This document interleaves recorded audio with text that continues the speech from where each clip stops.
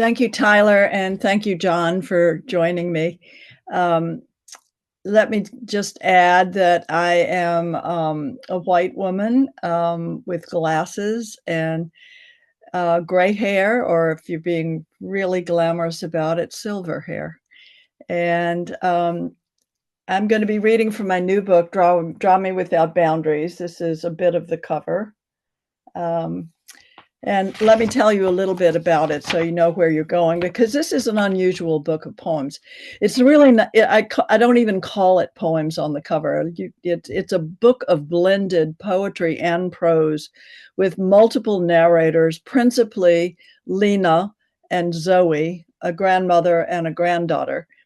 The book offers the intimacy of poetry, but it has an arc of a narrative in it and the pleasure of a story. It's a continuous story that evolves from the separate and interior monologues of Lena and Zoe.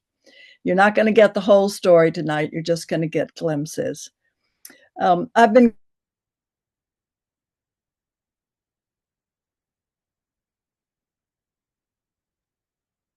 Oh, looks like Margaret froze.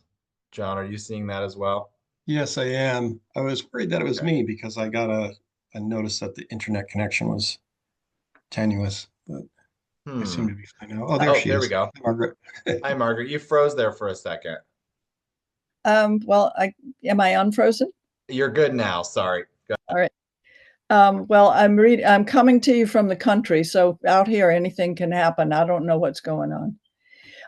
Anyway, I'm reading solo tonight, both parts, Lena and Zoe. Um, these interior monologues are set against a background of the global climate crisis, and a short way into the book, the COVID seclusions of spring 2020 will begin. So, who is Lena? Once she was a poet. Now she's a widow who saw her husband through a long period, to his death through a long period of Alzheimer's. And she is now in a nursing home, actually in the same room he was in, and suffering from severe memory issues. In my experience of also living with someone who had Alzheimer's, someone with Alzheimer's can speak as I or as she, or use the first person or the second person. So in this first selection from Lena, you will hear an I and a she. This is Lena. Once there was a field. It overlooked a river hidden by trees green in the distance. I could find the early morning river by the twists and turns of mist that lifted over the trees and into the air. Now that's how I live, in and out of the twists and turns of mist and in bursts of light. Where does it go? The morning, the mist, the river, the field. She has been brought to a place where men and women have wheels, where she is called my little friend, right before someone holds her wrists and another pair of hands takes down her slacks and wipes her bottom with a towel. She has no say in the matter. The day before they brought her to this place, she jumped into the pond back home, and that leap, so glorious, surprised her stepchildren, huddled inside making plans, no idea that she was now a naked woman loping across the grass, pitching her shirt into the cattails, and in one continuous arising, as if she were a great blue heron, finally lifting over the weeds and silt and frogs' eggs and lily pads. Yes. And I landed in the deep brown water, smack into a spring, an underwater uprush, so icy. I yelped like a wild thing. Yes, I took off my clothes in the garden. Not all of them, no. There was his old blue work shirt. I still had that on. The work shirt I'd later toss into the cattails after I'd taken off all my clothes. I broke stems of earth fragrance and rubbed the leaves between my hands, basil and rosemary and thyme. He had been gone from the house for years, my late one, your grandfather. He had been gone, looking for his memory, losing his words. It was a bone in my throat, that loneliness. No, not a bone, a thought like a bone. You will always now be here alone, said the bone. And I worked in the garden because I couldn't speak. I worked until the daisies and the phlox stooped over in the afternoon heat. Then off went shoes, off trousers, pants, shirt, bra. And I rubbed dirt, garden dirt, onto my breasts and belly. I smeared it. What was I thinking? And when I put on the shirt, that's right, his blue work shirt, I was completely calm. No one could see me. The yard is concealed by trees. I could take my time, and I took it. I was myself again, all the way down to the cattails and water skimmers, blue dragonflies skating on the overhead white clouds. The clouds doubled onto the surface of the water. I don't know why or how long I stood there looking into the pond. Then I plunged in, whole body in. And that's how it happened. All the years with my husband in the woods, in the field, in the pond, still surface or ruffled, rosemary, basil, sage. Each time we touched or laughed or were sullen or mad as hornets, each time we made plans, made bad puns, made love, or tried to help the other understand what couldn't be understood. And I got my life back. One leap, doubled. We used to leap into it together. We'd swim. We made love in the spillway. Yes, all of it came back. All of it. But I was still alone. And then she heard them calling her name, crying out, running towards her.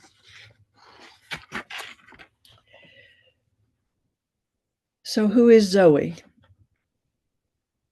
Zoe, Lena's granddaughter, is an artist who has fled New York and her failed marriage to live in her grandmother's house, empty house in Connecticut, and to paint, to start over. She's trying to heal. She visits her grandmother in the nursing home, but shortly the COVID seclusions begin, and she discovers that she is pregnant. Something she has wanted to be, but unable to be, but now with the marriage no longer intact, she is, and she has hard decisions to make. So we are going to turn to Zoe now at Lena's house. Lena is alone in the nursing home. And I'm going to read continuously from now on to give you a sense of what hearing one voice after the other is like. So we turn to Zoe now shortly after she's discovered that she's pregnant. A time to live and a time to die. But this is no time to have a child. To have a child is personal. To have a child is also political. Alma wrote that in a journal, and I tore the page out and taped it to my easel in her old study. I didn't consult my mother because I know what she'd want me to do. She'd have advice. Amma would say, wait and see. Go slow. Go slow. I practice walking on the uneven boards of this old house. I listen to the silence. I live now in a house that has no phone hooked up, no Wi-Fi, no Zoom. Go slow. I bathe in the pond. I dry off in the sun. I go into the house, and before blank drawing paper, I wait. And so, yes, there is a time to live, a time to die. And in this, my allotted time in history, sheltering in place with thousands beginning to sicken from COVID and die. Who would want to bring a child into viral ignorance and denial, into polar slosh and forest die-off, into tidal devastations, into a time of collapse and extinctions? Who would choose now, when even I, on a perfect blue sky day, have seen a skein of geese plummet from the sky over a coastal marsh? Nothing visible to fault or blame, and no sound. Who would choose now to be born when so many, not Amma, not yet, are dying in hospitals, on ventilators, dying alone, dying in a time when very few have the ears of a bodhisattva who, it is said, hears the cries of those in pain? Do I have the arms and hands of she who lulls and rocks and soothes and wipes away the tears of those who suffer? Why would I want to have a child now? I can't take care of a child. I'm alone. Alone, and I protest my aloneness even if I choose it. Even if I choose it, I refuse to embrace it. Oh, I did for a time paint signs, and I held them up against nukes, against poverty, against war. I painted my face. I painted signs. I marched with others many times. But there is now no holding up of signs, no vigils, no marches, no time with others. There is I, just I. Thousands of us restricted to just I, making a retreat into the personal, away from a life with others.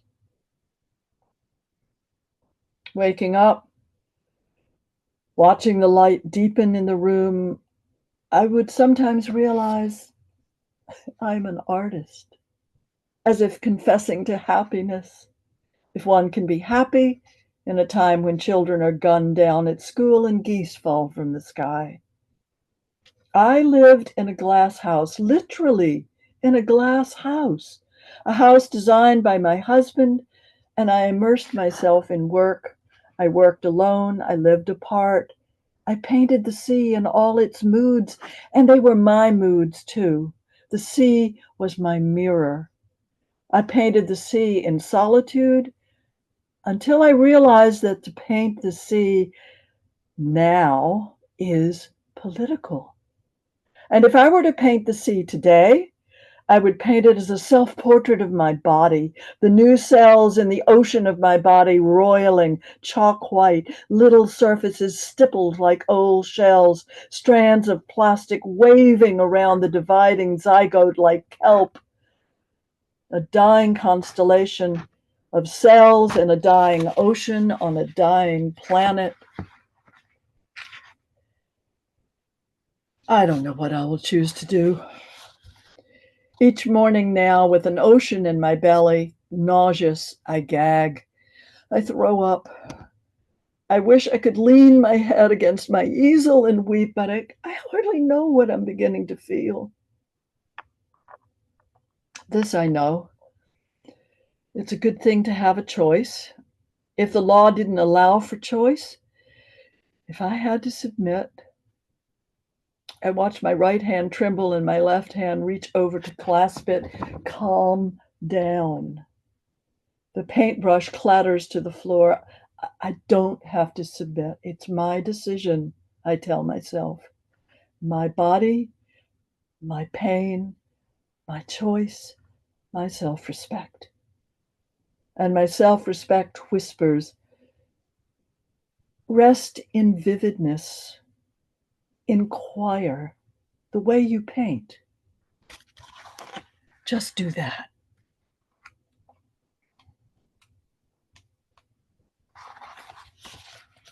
Lena.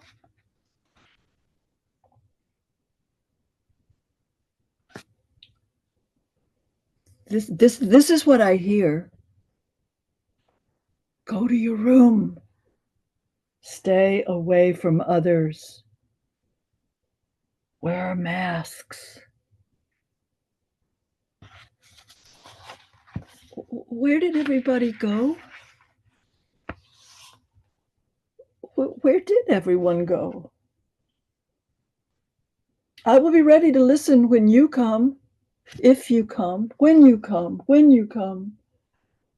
Zoe, Zoe, Zoe, Zoe, I hold a space within me in which you may reappear. I am in room 19. I am room 19.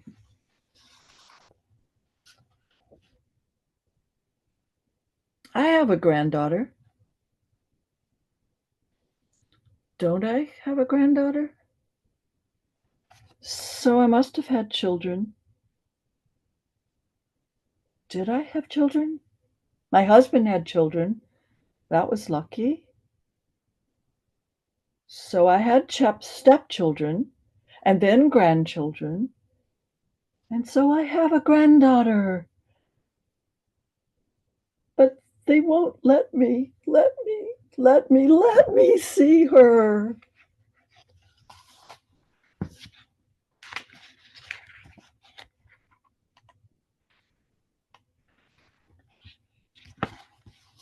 Zoe, at home alone.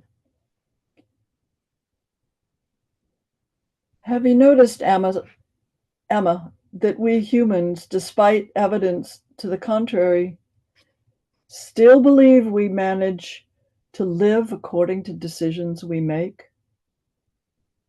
I speak to you with my back to the mirror where I cannot bear to see myself. I am mad at the world. I am mad at what I can't change. I am angry with our species and at myself. We think we can live with the warming. If we can't, we'll colonize outer space. We think we will live no matter what, no matter who or what we turn away from. This morning I drink my coffee in the rising mist of the pond, in the burgeoning and in chaos, and I talk to you because you feel close. Leafing out fully now, the swamp maple, the oldest and only maple tree left, towers over the browning grass. Is it grateful to be alive? Do its roots reach to the sea?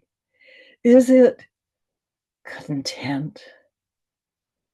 Alma, what if I told you that I'm pregnant with child? Those old-fashioned words. What if I said that a part of me, which part? What is the name of that part? What is its voice, the timbre of its voice? What does it look like? What does it see? What if I said that a part of me is eerily content, if for a moment only, and then I become the only and oldest wolf tree maple left alive, seen by no one. A cubist painting, a maple scene in the thousand-faceted eye of a green bottled fly hovering over the carcass of the earth. Oh, Emma, who can I tell this to but you? Emma, I'm reading your journals in bed at night, and in the morning before I go into the studio I've made of your old study. From the south-facing window, I can see the pond. The window is small, the light filtered by wing shadow and leaf flutter.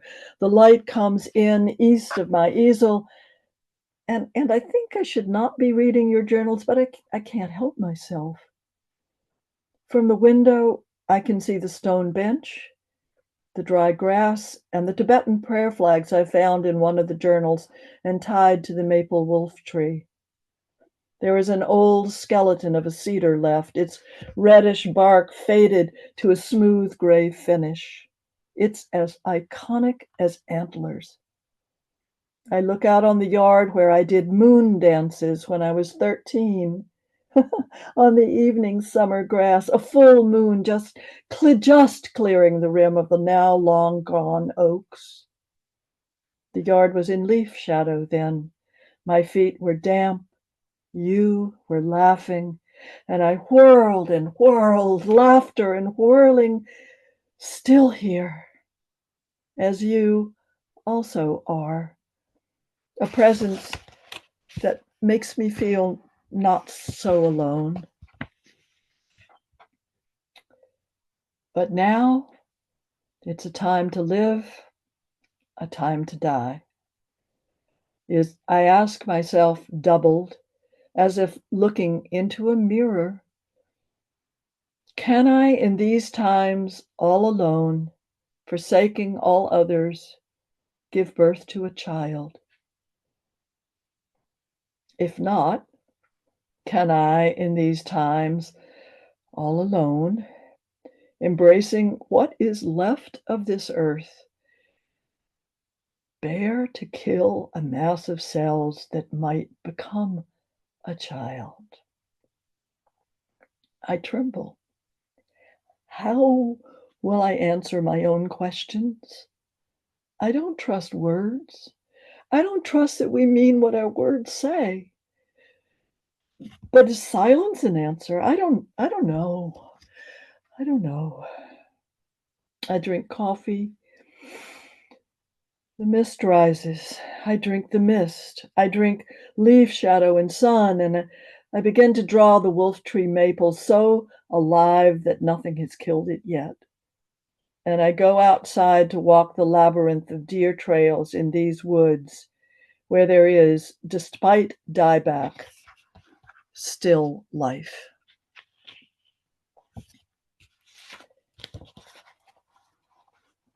I would like to close by reading an intervale, another voice. It's a voice of time that appears periodically through the book, and I'm inordinately fond of this one. But I think I've read long enough to ask Jon to come in and read questions, and maybe he'll ask me to read the intervale at some point.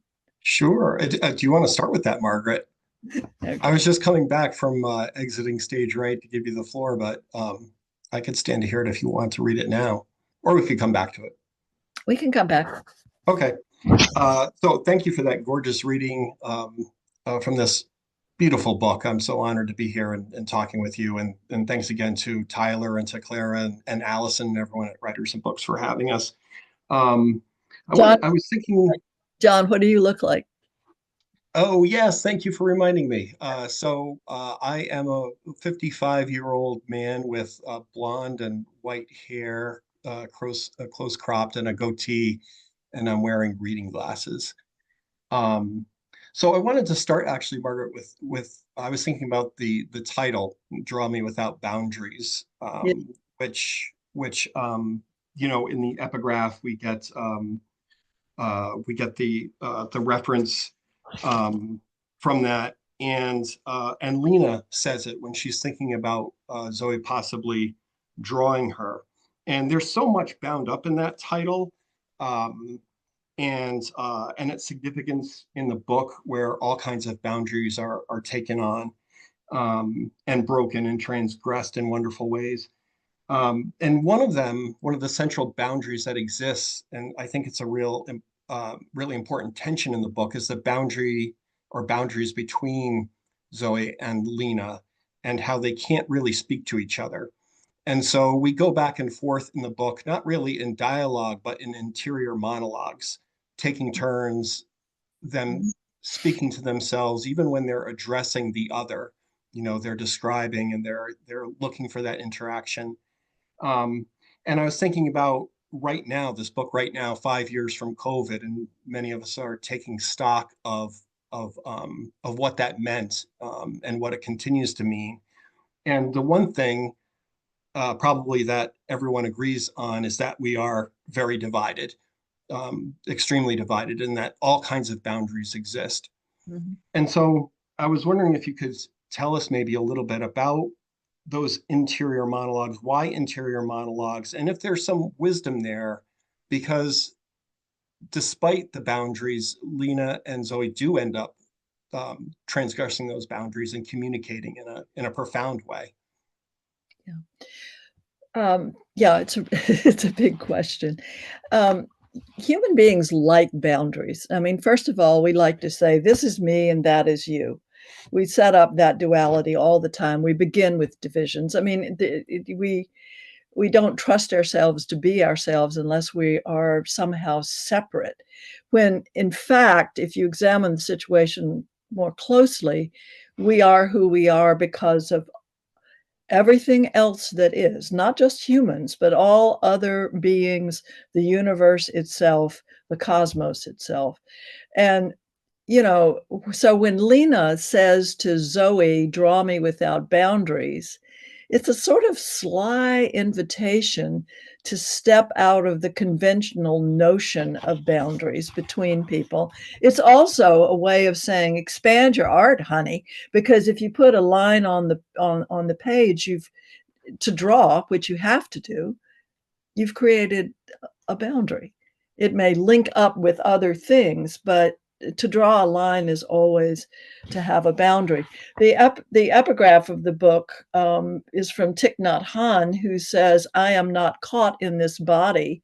I am life without boundaries. Was never born and I never died. He says more. But so I'm trying in this book to suggest a lot of different kinds of boundaries. We are bounded by time, by space, by our sense of otherness, by our ideas, primarily our ideas, especially in these days, political ones or spiritual ones. We look for our differences rather than our commonalities. And I think, you heard Zoe talking about it, the effect of, in what I read tonight, the effect of being, of COVID, that you're in seclusion from other people, that I'm a just I, you can't join with other people.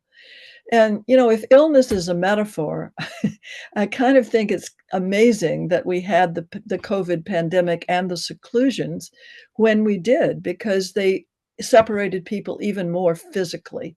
And in some ways, I think ideologically as well. So I think that we have a lot to revise and overcome. I think we need to step over the boundaries and into a sense of commonality, in order to proceed. In That's enough. So, I mean, does Oh, it? that's wonderful. Yeah. Yeah. And one of the boundaries too is art, and the way art is transgressed. And so there there are all kinds of really interesting and beautiful formal moves in this book of poems. Or is it a is it prose poetry, or is it one long poem? And there's white space, not just stanza breaks, but whole pages that go by, breaking a phrase. Um, If, could you speak to that? Oh, good. Yes. yeah. Could you speak to that a little bit? Those formal choices of breaking boundaries, and also, there is the boundary that is played with between visual art, fine arts, and the written word. So much of this is ekphrastic, describing either real art or art that is imagined. Um, Yeah, there are a lot of conventions in writing poetry, and don't get me wrong, I love the standalone poem and what you can do there. But if you think of the page and the traditional poem suited on the page, we're used to thinking of the words breaking in places where the voice moves, and that's a movement that we sort of follow the movement of a mind down the page. And I just wanted to take that a little bit further.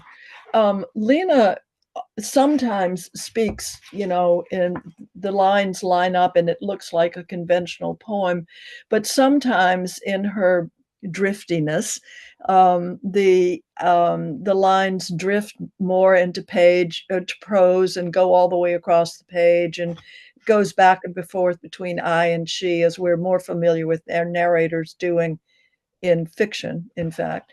But Zoe, whose work is, because of the visual nature of her mind, her work is more cram-packed with images than Lena's ever is. Lena's poetry is fairly bare, except when she, as she says, she has a flash of light and the memory comes back whole, like the one I read to you. And there were a few others.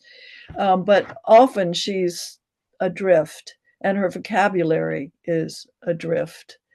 But so in some ways, there's a poetic, some of the hallmarks of poetry are very much integral to Zoe's rapid-paced rhythmic prose that just rolls out of her because she's upset a good bit of the time, not all the time, but some of the time. And Lena has lost her memory and specific words. She looks at an egret in the pond and says, "It's a great regret," which of course is, I make a lot, do a lot with that. But um, I think what we want in good writing is vivid human experience that invites everyone in and just opens the doors and say, no boundaries between me and you as the reader complete my poem. So in a way, I'm challenging when I've got I use the page as the mind. And when Zoe is, recounting things that are fairly factual and easy, her slim sections will appear at the top of the page. When she plunges into deep despair or to images that really come up out of the unconscious, that whole page will be blank down to the bottom of the page. It's the bottom of her mind coming up. And when those two are blended, the passage may appear in the middle. Whether I just told you my secret and what I want. Whatever anyone else makes of it, I don't know. Well, I was just going to say, I mean, I think that those choices, I think that for what it's worth for feedback, it does communicate. It feels, you can feel that sort of plunging, that white space, that brokenness, and it's very physical, actually, Yeah. as you're kind of physically experiencing the book. Well, yeah, and I mean, I've actually learned and when I mentioned that in doing readings, I've been reading with an actress. And boy, have I been learning a lot from her. I mean, you don't, I hope I didn't blow anybody away. I was actually tamping it down a little bit tonight. But when you read with an actress and there's an audience out there, you can really let her go because you're not yourself anymore. If you let her go and you're reading your own poems, you're afraid, oh boy, somebody's really going to think you're stuck on yourself, aren't they? Full of yourself or something. But I mean, when you're playing another, when you are when you're crossing that boundary from yourself into another person, this is the beauty of persona, is that it teaches us the empathy of moving past the so-called barrier of self and into another person. We do this all the time, but and it's liberating too. And it's liberating. Yeah, it is. So, I mean, someone, I will not say who, but in our time has said the trouble with these days is that we're too empathetic. I'm sorry, I don't think we're empathetic enough. And I think that one of the things that was amazing to me in writing this book, and especially in the last scene when Zoe goes to Lena's window. Lena is dying and Zoe goes to see her. She doesn't know she's dying.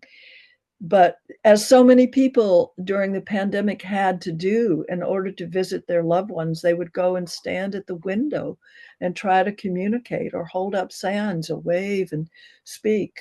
And so I think that for me is a very central metaphor at the end of that we do have these windows between us, and we can treat them as barriers, or we can feel them shift aside. Right. Yeah, I mean, Zoe has this sensation of Lena's hand touching her when she. I'm not going. I'm trying not to reveal Right. Spoiler alert. some plot things, Mm, but but that sense of their closeness, which is maintained. I mean, don't you talk to other people in your mind all the time? I do, and I'm not. sure. And I'm really not crazy. So, I mean, you have conversations with other people. Sometimes they're ones you'd like to have, or ones you want to revise or rehearse or go over and make better or whatever. But we do these rehearsals. We hold people close Yes. to us. So Yeah. in this book, I'm trying to do that and to say in a way, or to show, and not to say that. Well, I mean, actually, Zoe says it. Who can I say this to you? She says to Lena, and you feel close. I can talk to you because you feel close. Right. So Yeah. No, beautiful. Yeah, we rehearse what we want to say to people, and we carry them with us when they're gone and continue to talk with them and speak absolutely, with them. Yeah. absolutely, yeah, Um, so in these two voices and these two people who come alive for us in this book, um, they're also in this big history. They are in this big universe, and um, and one way I think that you do this beautifully is through the intervale. And so I think this is a good kind of time to connect with that poem. The intervales work, they remind me a little bit of John Steinbeck's interchapters in The Grapes of Wrath, where we step away from the Joad's saga through the Dust Bowl and all the pain of the Great Depression, and we get these beautiful lyrical descriptions of the political economy and the landscape and the world that they're existing in. right. And so, yeah, if you could share the interval and share maybe some of your thoughts about What what you I was hope doing, we get yeah. out of those. An interval, just in terms of the lay of the land, is land that's low-lying land along a river. And you didn't hear it tonight, but there are rivers. There you heard oceans, but there's a river out her window. Um, and so I just wanted, to sort of it's the way it is. We live in our personal lives, or which involves various intimates, people we work with, lots of strangers, people we pass on the street. But we live in a human world, and we sometimes forget that isn't all that's out there. And so one of the things these intervales do, is to pull away from the Lena and Zoe story and say, hold it, someone is, well, the first one, which announces COVID, um, begins, the earth continues, ice calving into the sea, the cleanup in New Orleans continuing, someone dying in a basement apartment in New York from flooding. Obviously, I'm working the climate crisis thing here, and then COVID starts. But there's the human network surrounding you. There's some ones that are of a spiritual nature, but I thought I would read this intervale that's the last one, because geological time is very important to me too, and to all of us. So this is a voice that, I don't know, Edward R. Murrow? I don't know. Anyway, for 100,000 years, this part of the world was covered with tundra and glacial ice, and great mammals roamed the earth. Luckily, not all the large mammals were lost at the start of the Holocene, as Homo sapiens fanned out and spread across the continents, hunting. The glaciers receded, and 10,000 years ago, across what is now North America, boreal forests were established. By 3,500 BCE, the forest had become thick with pine oak beeches. It was warmer. Imagine, in the early forests, outside any flow of time or logic, imagine a journal, its pages riffling in the cold wind. The pages are blank. Anything can happen. Imagine words. Words won't be invented or written down for centuries, but let's imagine words. It's only a matter of time before an old woman opens a journal and writes, "What if the Big Bang wasn't the birth of the universe, but its conception?" Conception would imply that we humans are burgeoning cells in an evolving and present being. Conception would imply that all there is, imagine this, is one body, that we are not particles blown apart in a vast continuing explosion. We are particles thrown together in a turning, swirling spiral. One body. Imagine that. I mean, for me, that's the key to me for a key reminder. I'm not. The world is not here for me to plunder. I'm not here to just look after myself. We are obviously in a continuous whole that is evolving, and we're all responsible for ourselves and for each other. But I love that zip back into geological time. We haven't been here very long. Right. Yeah. And it's hard to imagine sometimes, and I love that the imagine repeated, imagine that. It's an imperative. It's like draw me without boundaries is also an imperative.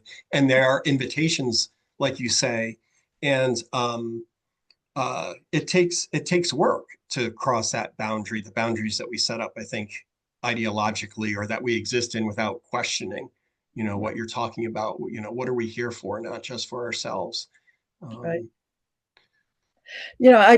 This is just way off in left field, but someone told me a story once. It was a little parable story about people seated very, very hungry along a table with a bowl of porridge or something yummy. Let's call it dessert.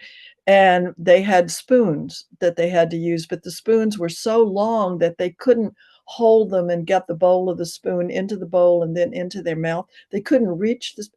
And after a while, they discovered that they could dip it in and feed the person across from them, and that person could feed them.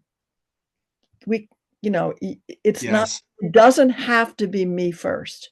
There can be this wonderful cycle of cooperation and mutual attention and mutual caring. Right. And that, yeah, and we, yeah.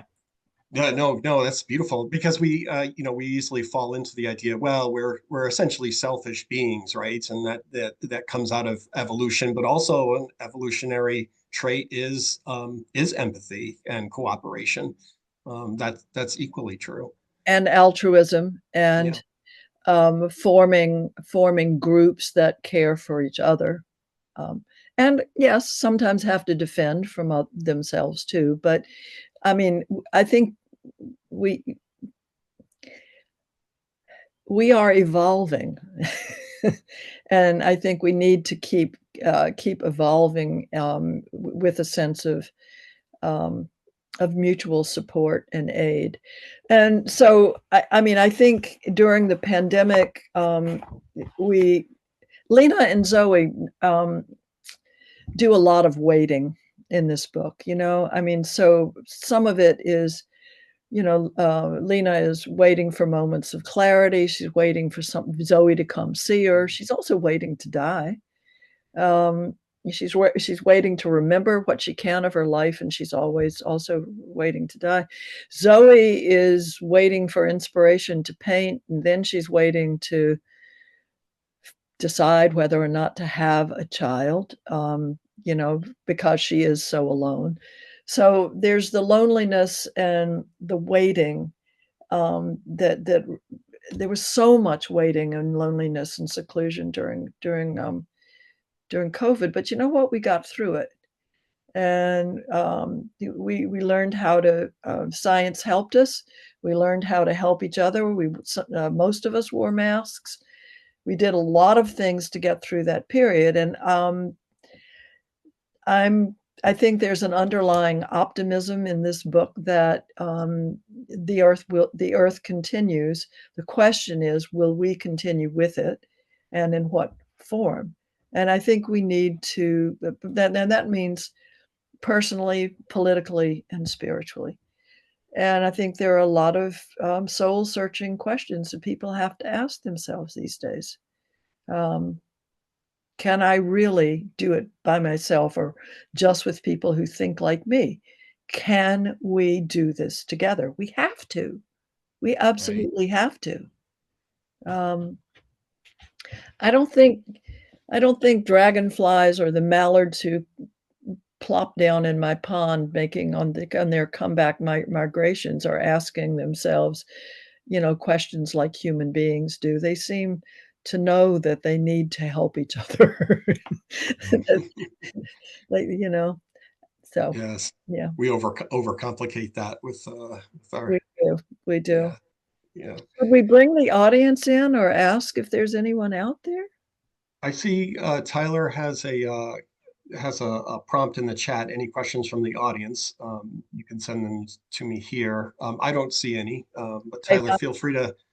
to pop in if any come up, or if you want to send any our way. I was gonna ask you if there's nothing right now about the composition of this a little bit. I was thinking again, struck by how much that forward title holds, and the way it resonates through the book. Um, uh, did that title, did the epigraph, did that come after, or did it come at some point during? Did you start to work with one of the characters and begin to hear their voices? Did it take a lot of writing for those voices to emerge for you? What was it like being in the interior of this creation? Well, I started writing this book back in 2015, when my late husband David had a very rough summer. He had Alzheimer's, as I mentioned, and he had been moved to a nursing facility, and I live out in Preston. The nursing facility was in Westerly, Rhode Island, and we had winters, actual winters back in those days, and it was quite possible for me to get snowed in or be delayed. And I was very rigorous about seeing him every day. And so I was living in Stonington, renting a little place so that I could get there if I had to. He had a lot of anyway, he'd had a lot of trips to the emergency room, and he turned out to be fine. But I was writing in Stonington, kind of away from home, and my best friend had just died. And I started with her, and then somehow or another, she and I became Lena, and Zoe sort of developed. I don't know how, I don't remember, but that first go through of the book, it was it just started with Lena doing poems and Zoe doing prose, and pieces of the puzzle, just the way you do when you write a novel, or a poem, came bit by bit. I was still processing a lot about David's illness and certain fears about caregiving that I had during that time. So in the first version of this book, which was longer,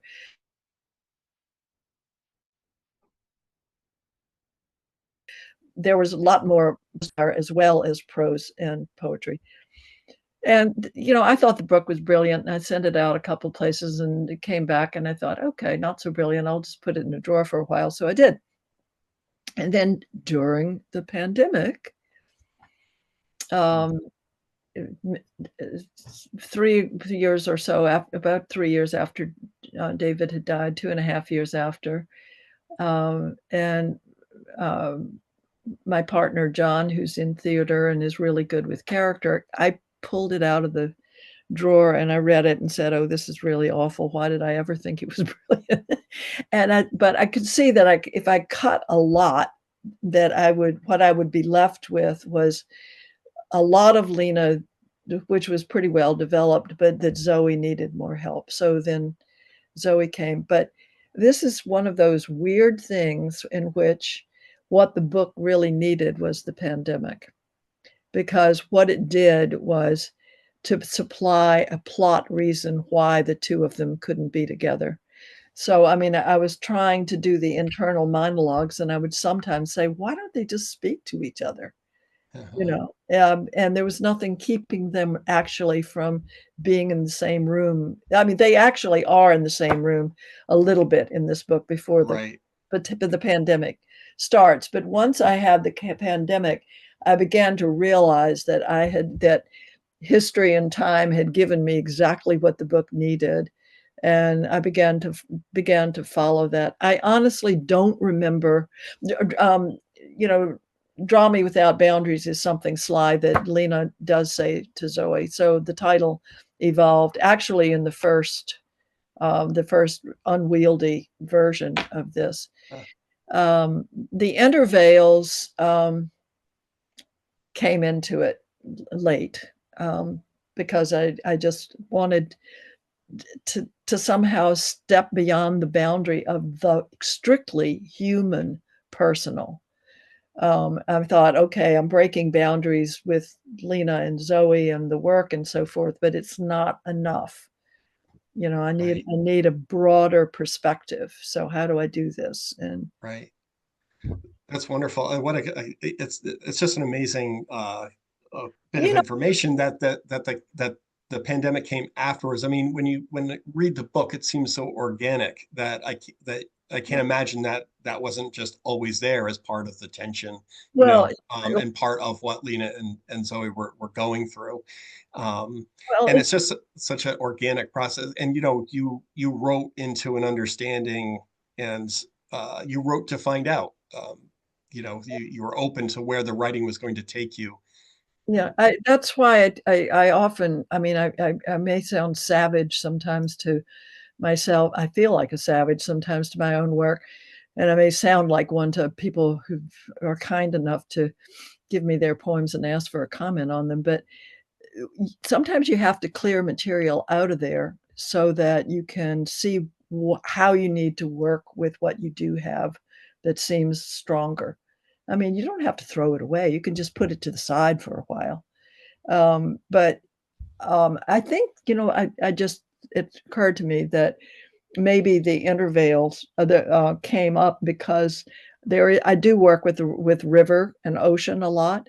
And, an intervale is river language. And I probably remembered that and just decided, The okay, New England River language. yeah, exactly. And Yeah. just said, okay, let's go geological and, indigenous and get on the land and see where that takes us and see what it allows you to do. So anyway, yeah. Oh, thank you. That's beautiful.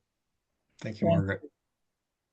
Thank you, Thank you both so much. That was really lovely.